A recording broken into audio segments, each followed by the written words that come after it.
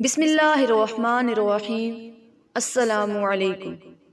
ہمارے اس چینل کو ضرور سبسکرائب کیجیے۔ حرام اور حلال۔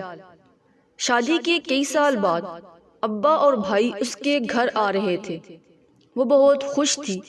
اس نے کئی پکوان تیار کیے تھے، بکرے کا گوشت بنایا، چکن فرائی، کھیر وغیرہ۔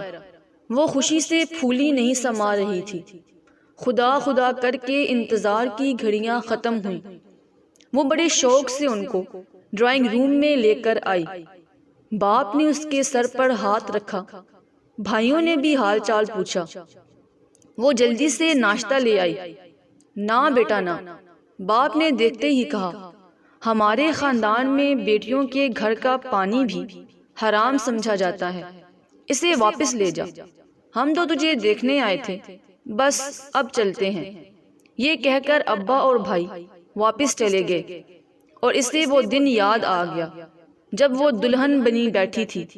کمرے میں اس کی سہیلیاں خوش گپیوں میں مصروف اسے چھیڑ رہی تھیں کہ ابا اور بھائی آ گئے تھے۔ دیکھ بیٹا فائزہ، ابا نے اس سے مخاطب ہو کر کہا تھا، ہمارے خاندان کی ریت ہے کہ شادی سے پہلے بیٹیاں اپنی جائیداد سے دستبرداری کرتی ہیں۔ لے بیٹا، تو بھی اس کاغذ پر سائن کر دے۔ اور پھر اس سے دستبرداری کے کاغذات پر دستخط کروا لیے گئے تھے۔ اور اب وہ چپ چاپ کھڑی یہی سوچتی رہ گئی کہ یہ کیسی ریت، کیسا رواج ہے کہ بیٹیوں کے گھر کا پانی پینا تو حرام ہے، پر ان کی جائیداد کا حصہ ہڑپ کرنا حلال ہے۔